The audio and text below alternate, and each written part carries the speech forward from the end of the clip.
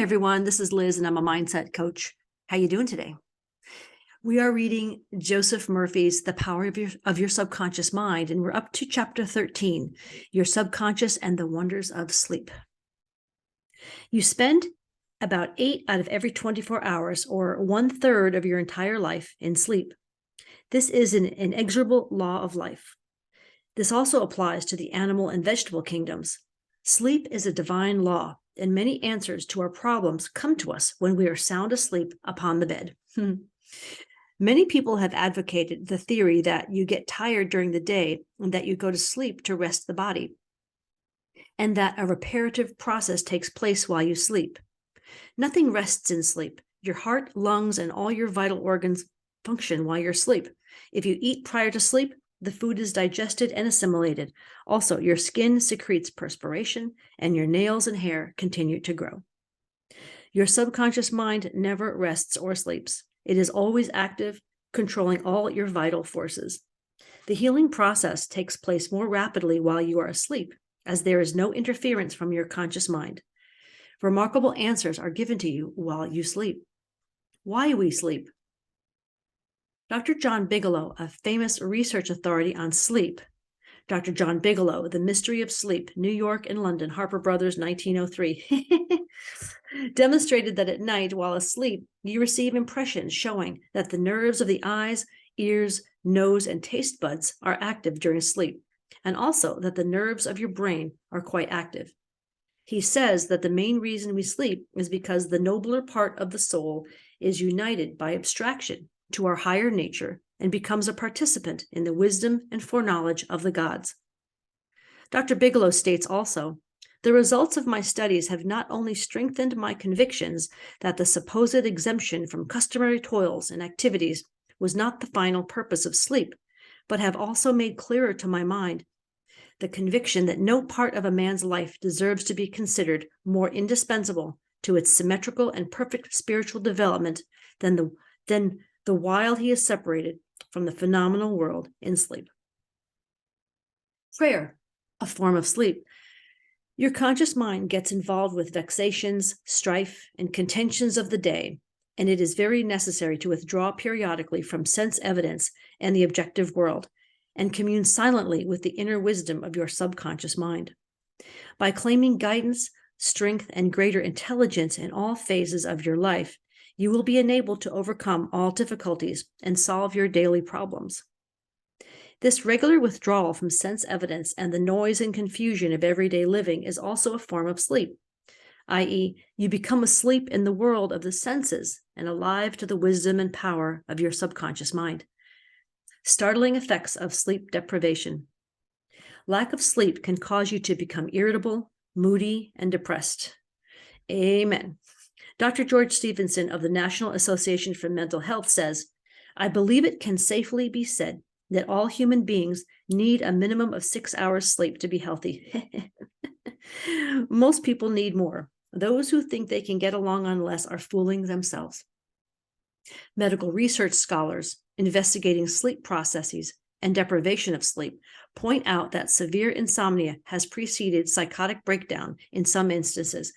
Remember, you are spiritually recharged during sleep, and adequate sleep is essential to produce joy and vitality in life. Maybe I didn't sleep well. You need more sleep. Robert O'Brien, in an article, Maybe You Need More Sleep, in an issue of the Reader's Digest, reports the following experiment on sleep. For the last 3 years, experiments have been in progress at Walter Reed Army Institute of Research in Washington, D.C. It's actually in Maryland. Subjects, more than 100 military and civilian volunteers, have been kept awake for as long as 4 days. Thousands of tests have measured the effects on their behavior and personality. Results of these tests have given scientists astonishingly new insights into the mysteries of sleep. They now know that the tired brain apparently craves sleep so hungrily that it will sacrifice anything to get it. After only a few hours of sleep loss, fleeting stolen naps called lapses or microsleep occurred at the rate of 3 to 4 an hour. As in real sleep, eyelids drooped, heartbeat slowed. Each lapse lasted just a fraction of a second. Sometimes the lapses were periods of blankness. Sometimes they were filled with images, wisps of dreams. As hours of sleep loss mounted, the lapses took place more often and lasted longer, perhaps 2 or 3 seconds.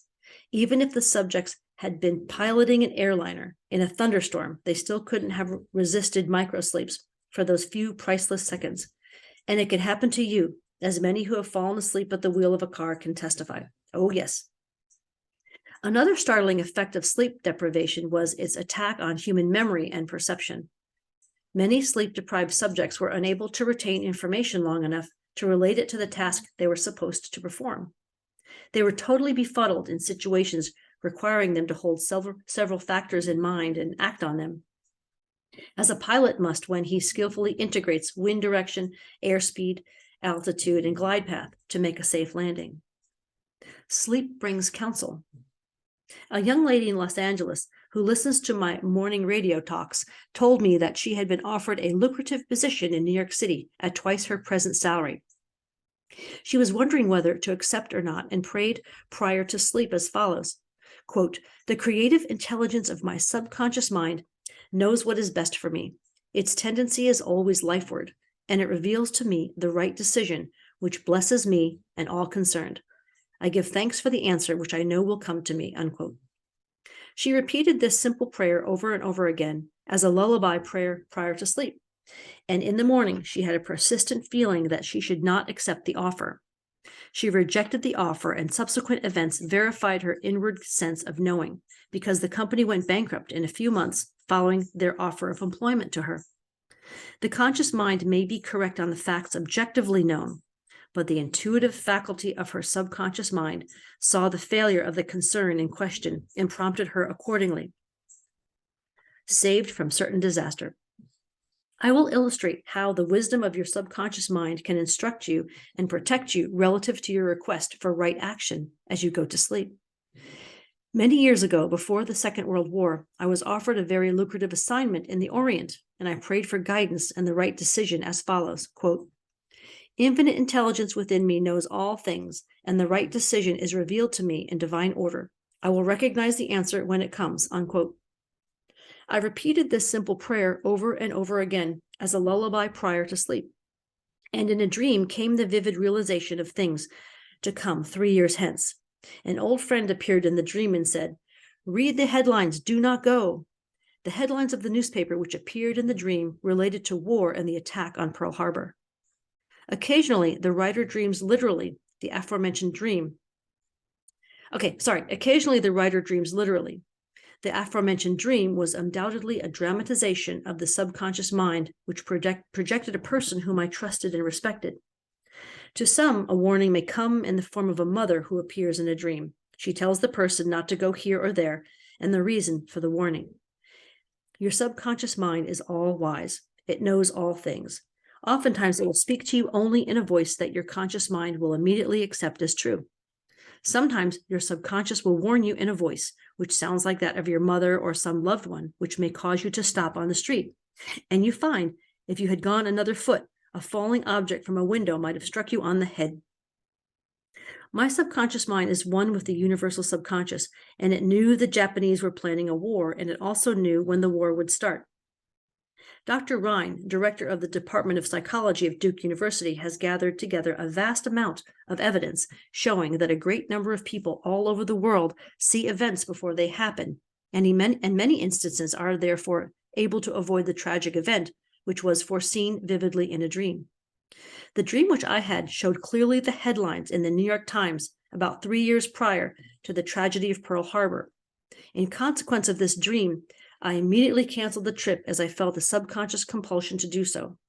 3 years later, the Second World War proved the truth of the inner voice of intuition. Your future is in your subconscious mind. Remember that the future, the result of your habitual thinking, is already in your mind, except when you change it through prayer. The future of a country, likewise, is in the collective subconscious of the people of that nation. There is nothing strange in the dream I had, wherein I saw the headlines of the New York newspapers long before the war began. The war had already taken place in the mind, and all the plans of attack were already engraved on that great recording instrument, the subconscious mind, or collective unconscious of the universal mind. Tomorrow's events are in your subconscious mind, so are next week's and next month's, and they may be seen by a highly psychic or clairvoyant person. No disaster or tragedy can happen to you if you decide to pray. Nothing is predetermined or foreordained. Your mental attitude, i.e., the way you think, feel, and believe, determines your destiny. You can, through scientific prayer, which is explained in a previous chapter, mold, fashion, and create your own future. Whatsoever a man soweth, that also shall he reap. A catnap nets him $155,000. One of my students mailed me a newspaper clipping 3 or 4 years ago about a man called Ray Hammerstrom, a roller at the steelworks in Pittsburgh, operated by Jones and Laughlin Steel Corporation. He received $15,000 for his dream. According to the article, the engineers could not fix a faulty switch in a newly installed bar mill, which controlled the delivery of straight bars to the cooling beds. The engineers worked on the switch about 11 or 12 times to no avail. Hammerstrom thought a lot about the problem and tried to figure out a new design which might work. Nothing worked. One afternoon, he lay down for a nap, and prior to sleep, he began to again think about the answer to the switch problem. He had a dream in which a perfect design for the switch was portrayed. When he awoke, he sketched his new design according to the outline of his dream. This visionary catnap won Hammerstrom a check for $15,000, the largest reward for the firm ever given to an employee for a new idea. Now, the chapter heading said $155,000, so it's challenging to read because there's grammatical errors and I have to fix them on the fly, so my apologies. How a famous professor solved his problem in sleep.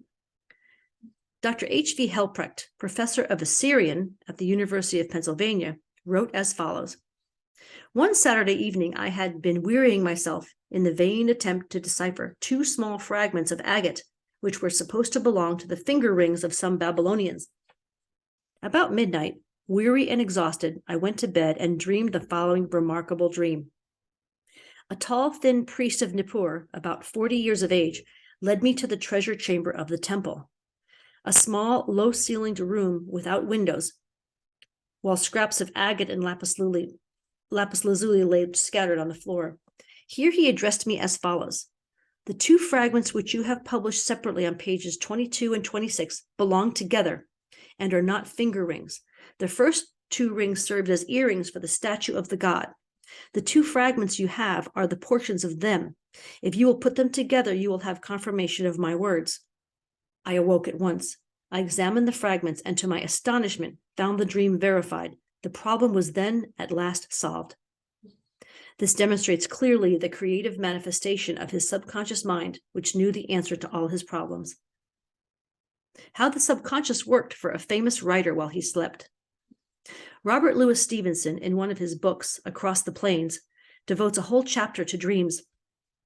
He was a vivid dreamer and had the persistent habit of giving specific instructions to his subconscious mind every night prior to sleep. He would request his subconscious to evolve stories for him while he slept. For example, if Stevenson's funds were at a low ebb, his command to his subconscious would be something like this: give me a good, thrilling novel, which will be marketable and profitable. His subconscious responded magnificently. Stevenson says, these little brownies, the intelligences and powers of his subconscious, can tell me a story piece by piece, like a serial, and keep me, its supposed creator, all the while in total ignorance of where they aim.